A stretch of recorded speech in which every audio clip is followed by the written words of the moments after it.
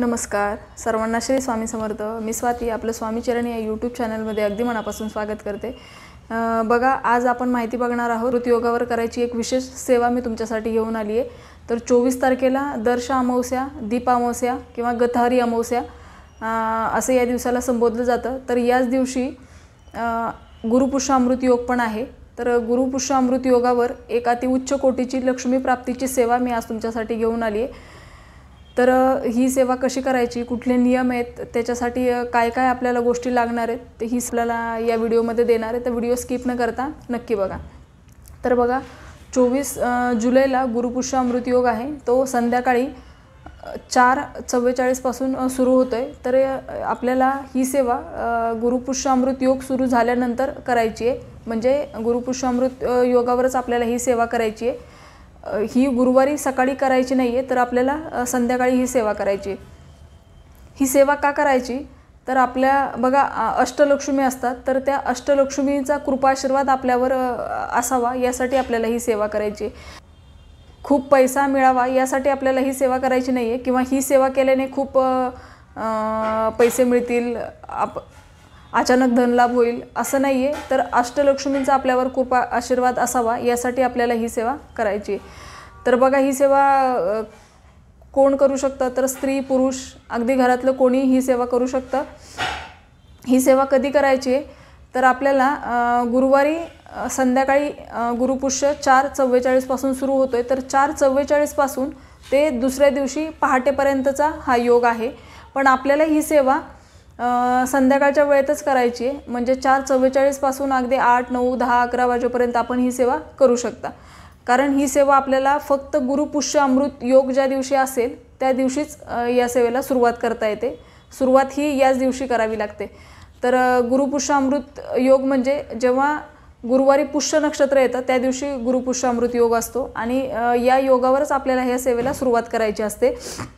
जर आपल्याला सुतक असेल तर आपल्याला ही सेवा करता येणार नाही। पण जर आपल्याला मासिक धर्माचा 3रा 4था दिवस असेल तर आपण आपल्या घरातल्या इतर व्यक्तींकडून आपला मासिक धर्म संपेपर्यंत ही सेवा करून घ्यायची। म्हणजे 4था दिवस असेल तर त्या दिवशी आणि दुसऱ्या दिवशी आपल्या मुलांना किंवा आपल्या पतींना ही सेवा करायला सांगायची आहे, आणि त्याच्यानंतर ही सेवा तुम्ही स्वतः करू शकता। पण या सेवेला सुरुवात ही आपल्याला त्याच दिवशी करायची आहे। जर गुरुपुष्य अमृत योगाच्या दिवशी जर आपण या सेवेला सुरुवात केली नाही तर आपल्याला ही सेवा करता येत नाही। मग परत जेव्हा गुरुपुष्य अमृत योग असेल त्या दिवशी आपल्याला ह्या सेवेला सुरुवात करायची। तर बघा, या सेवेचे नियम काय आहेत, तर या सेवेला 24 दिवस लागतात, आणि ही आपल्याला आपल्या घरामध्येच सेवा करायची असते। जर आपण कुठे गावी जाणार असू तर आपल्याला ही सेवा मध्येच सोडता येत नाही, मग आपल्याला ही सेवा करता येणार नाही। जर आपण या 24 दिवसामध्ये कुठे जाणार नसू तरच आपल्याला ही सेवा करायची। हा झाला पहिला नियम। दुसरं म्हणजे आपल्याला कटाक्षाने मांसाहार टाळायचा आहे। आपल्याला मांसाहार करता येणार नाही या सेवेमध्ये। आणि बघा, श्रावण महिना चालू होतोय तर आपण श्रावण महिन्यामध्ये मांसाहार करत नाही, आणि श्रावण महिन्यामध्ये आपण केलेली कुठलीही सेवेचं फळ हे आपल्याला कैक पटीने जास्त मिळत असतं। आपल्याला आवर्जून विष्णू आणि भगवान शंकरांची या महिन्यामध्ये सेवा करायची असते। तर हा दुग्ध शर्करा योग आहे, त्यामुळं मी असं म्हणेल की प्रत्येकानं ही सेवा करावी। आणि या सेवेसाठी काही खूप वेळ लागणार नाही, अगदी साधी सोपी सेवा आहे। तर ही श्रावण महिना अगदी दुसऱ्या दिवसापासून 24 जुलैला गुरुपुष्य अमृत योग आहे, आणि 25 जुलैपासून श्रावण महिना चालू होतोय। तर प्रत्येकाने आवर्जून ही सेवा करायची आहे। तर या सेवेसाठी आपल्याला फुलवाती लागणार आहेत, आणि एक चांदीचं निरंजन असावं। असं म्हणतात की गुरुपुष्य अमृत योग चालू झाला की आपण चांदीच्या निरंजनाची खरेदी करावी आणि त्याच्यामध्ये ही सेवा करावी। पण जर आपल्या घरामध्ये जुनी चांदीची निरंजन असेल तर ती पण आपण वापरू शकता। तर ती चांदीची निरंजन थोडीशी मोठी असावी, आणि जर चांदीची नसेल तर आपण मातीची पंतीसुद्धा घेऊ शकतो। फक्त ती थोडीशी मोठी घ्यायची आहे, कारण आपल्याला त्याच्यामध्ये 12 फुलवाती पण प्रज्वलित करायचे आहेत।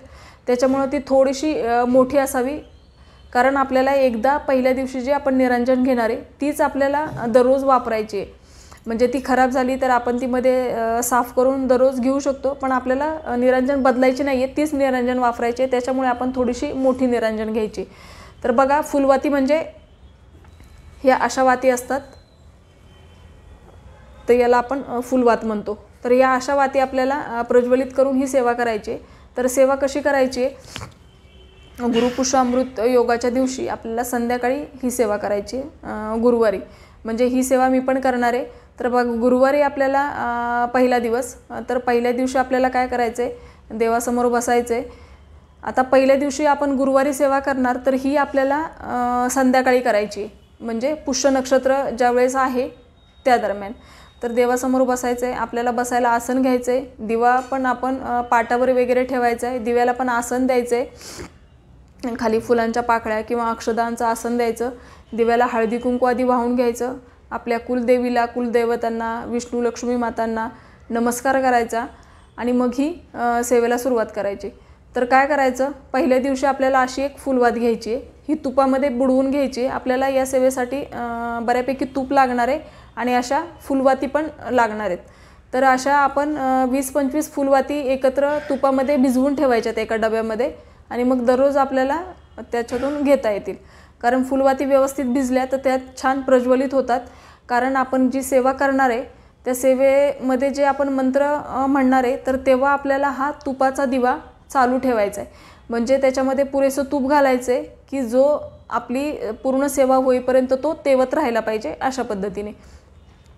आता पहिला दिवस, पहिल्या दिवशी आपल्याला अशी एक फुलवात तुपात बुडवून घ्यायची आहे, पुरेसं दिव्यामध्ये तूप घालायचं आहे आणि मग दिव्यासमोर बसून आपल्याला ज्या मी सेवा सांगणार आहे पुढे त्या सगळ्या म्हणायच्यात. दुसऱ्या दिवशी आपल्याला 2 फुलवाती घ्यायच्यात. आता बघा, पहिल्या दिवशी जी फुलवात घेतली तिचं थोडंसं फुलवात थोडीशी शिल्लक राहते, ती पूर्ण प्रज्वलित होत नाही, थोडंसं तरी त्याचा शिल्लक राहतच.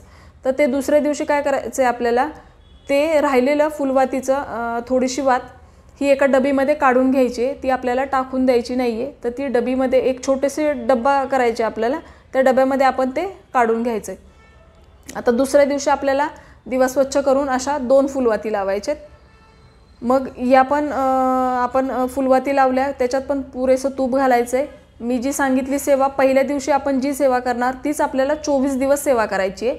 पण दुसऱ्या दिवशी 2 फुलवाती, तिसऱ्या दिवशी आपल्याला 3 फुलवाती, सेम तिसऱ्या दिवशी आता ज्या आधीच्या 2 फुलवाती आपण प्रज्वलित केल्या होत्या त्याची जी काजळी किंवा फुलवाती शिल्लक राहिलेत त्या काढून घ्यायचेत, दिवा साफ करायचा आहे आणि तिसऱ्या दिवशी परत 3 फुलवाती घ्यायचेत. चौथ्या दिवशी सेम असंच, त्या राहिलेला फुलवाती काढून घ्यायच्या. चौथ्या दिवशी 4 फुलवाती, 5व्या दिवशी 5 फुलवाती, 6व्या दिवशी 6 फुलवाती, 7व्या दिवशी 7 फुलवाती, असं आपल्याला एक फुलवात वाढवत 12व्या दिवसापर्यंत जायचं आहे. 12व्या दिवशी 12 फुलवाती. आता 12व्या दिवशी 12 फुलवाती लावायच्यात आपल्याला, पुरेसं तूप घालायचं आहे आणि प्रत्येक दिवशी सेम सेवा करायची. आता 13वा दिवस, 13व्या दिवशी पण आपल्याला 12च फुलवाती घ्यायच्यात.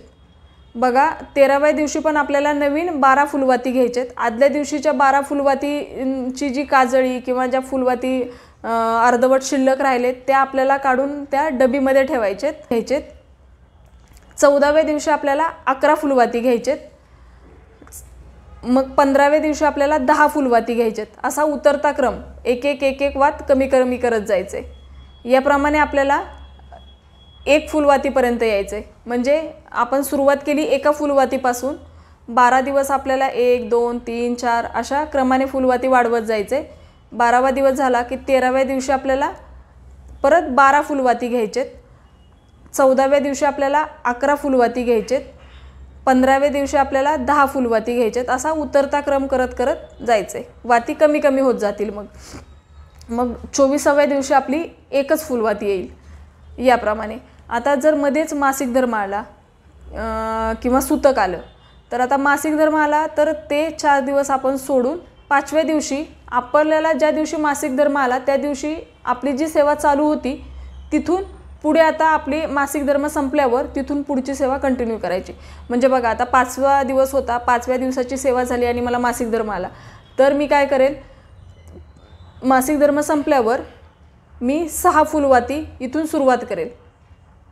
लक्षात आलं? म्हणजे मासिक धर्म संपल्यावर मी 6 फुलवाती घेईल आणि जिथून सेवा थांबली होती तिथून मी कंटिन्यू करेल. परत नवीन सुरुवात करायची नाही आहे. जिथं आपण आलो होतो तिथं थांबलो होतो तिथून आपल्याला परत पुढे कंटिन्यू करायचं आहे याप्रमाणे.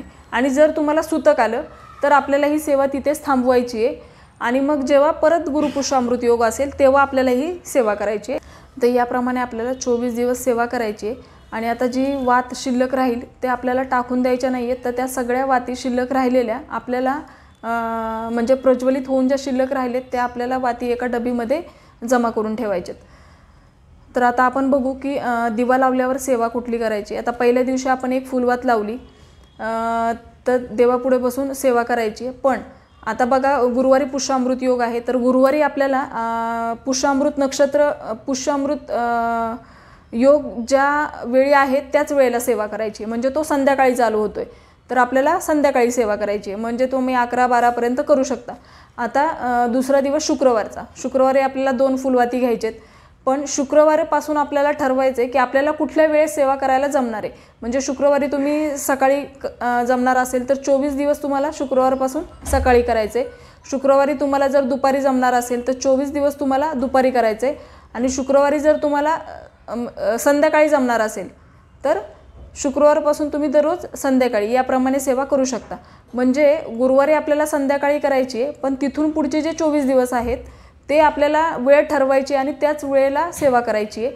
सेवेत मध्ये खंड पडू द्यायचा नाही आहे आणि असं मुळीच होऊ द्यायचं नाही की आज सकाळी केली मग उद्या दुपारी, असं नाही. जी वेळ तुम्ही ठरवाल त्या वेळेलाच तुम्हाला सेवा करायची. एक फुलवात आपण पहिल्या दिवशी एक फुलवात प्रज्वलित करणार, पुरेसं तूप टाकायचं आहे. आणि बघा एक वेळा व्यंकटेश स्तोत्र ते संस्कृतमध्ये म्हणायचं आहे, व्यंकटेशो वासुदेव अशी त्याची सुरुवात आहे. नंतर एक वेळा श्रीसूक्त ते पण आपल्याला संस्कृतमध्ये म्हणायचं आहे, हरिओम हिरण्यवर्णाज अशी त्याची सुरुवात आहे. नंतर आपल्याला 16 वेळा विष्णू गायत्री मंत्र, 16 वेळा लक्ष्मी गायत्री मंत्र, 16 वेळा कुबेर मंत्र, 16 वेळा नवार्णव मंत्र आणि 1 माळ श्री स्वामी समर्थ मंत्र याप्रमाणे आपल्याला सेवा करायची आहे. ही प्रत्येक दिवशी आपल्याला ही सेवा करायची आहे. आणि ही काळजी घ्यायची आहे की बाबा दिव्यामध्ये तूप पुरेसं असावं, दिवामध्येच शांत होणार नाही. ही सेवा होईपर्यंत दिवा तेवत राहायला पाहिजे. 20 मिनिटे लागतात या सेवेला. तर याप्रमाणे आपण तूप पहिल्या दिवशी आपण सेवा केली की आपल्या लक्षात येईल की या सेवेला किती तूप लागतं, किती वेळ लागतो याप्रमाणे. मग दुसऱ्या दिवशी 2 फुलवाती घ्यायच्यात. आपण हीच सेम सेवा करायची आहे जी पहिल्या दिवशी आपण केली तीच, फक्त दुसऱ्या दिवशीपासून आपण जो टाईम ठरवू त्याप्रमाणे आपल्याला ही सेवा करायची. मंत्र सांगितले ते सगळे या आपल्या नित्यसेवेच्या ग्रंथामध्ये आहेत. तुम्ही याच्यामधले ते बघून म्हणू शकता. दुसरं म्हणजे की आता बघा 24 दिवस आपण ज्या सेवा करणार आहे त्याच्यात थोड्या थोड्या फुलवाती प्रज्वलित झालेल्या ज्या शिल्लक राहतील दिव्यामध्ये त्या आपण एका डबीमध्ये काढून घेतलेत. तर त्या फुलवाती आपल्याला 24 दिवसाची सेवा पूर्ण झाल्यानंतर त्या एका मातीच्या पंतीमध्ये किंवा जी तुमच्याकडे असेल पंती त्याच्यामध्ये त्या सगळ्या फुलवाती ज्या आपण जमा करून ठेवल्या होत्या त्या घ्यायचेत. त्याच्यावर थोडासा भीमसेनी कापूर टाकायचा आहे, कारण बघा या वातींवर आपण सेवा केलेत त्याच्यामुळे हे अशाच निर्माल्यामध्ये किंवा कुठेही फेकून द्यायच्या नाही आहेत. त्या प्रज्वलित करायचेत आणि लक्ष्मीचा जो कुठला मंत्र तुम्हाला येत असेल तो मंत्र त्या शांत होईपर्यंत म्हणायचा आहे. पंतीमध्ये जे काही शिल्लक राहिलेलं असेल प्रज्वलित झाल्यानंतर तर ते आपल्याला आपल्या कुंडीला टाकायचं आहे. मग ते पंती आपण घासून पुसून घेऊ शकतो. आणि 24 दिवसासाठी जी आपण चांदीची निरंजन घेतली, चांदीची घ्या किंवा मग मातीची घ्या, जी तुमच्याकडे असेल ती घ्या, पण शक्यतो चांदीची असेल तर चांदीचीच घ्यावी. ती पण मग आपण 24 दिवस झाल्यावर घासून पुसून स्वच्छ ठेवू द्यायची. ती मध्येच जर खराब झाली तरी ती तुम्ही स्वच्छ करूनच परत घेऊ शकता आणि खराब झाली तर ती आवर्जून स्वच्छ करायची आहे, तशीच आपल्याला ती वापरायची नाही आहे. तर याप्रमाणे आपल्याला ही सेवा करायची. आणि बघा श्रावण महिना आहे त्याच्यामुळे या सेवेचं केलेलं फळ हे आपल्याला कैक पटीने मिळणार आहे. आणि मी सर्वांना विनंती करते की आवर्जून ही सेवा करा. तुमच्या आयुष्यामध्ये सकारात्मक बदल झाल्याशिवाय राहणार नाही. तर ही छोटीशी माहिती जी मला तुमच्यापर्यंत पोहोचवायची होती. माहिती आवडली असेल तर लाईक करा, शेअर करा, सबस्क्राईब करा. भेटूया अशाच एका नवीन व्हिडिओसोबत. तोपर्यंत सर्वांना श्री स्वामी समर्थ.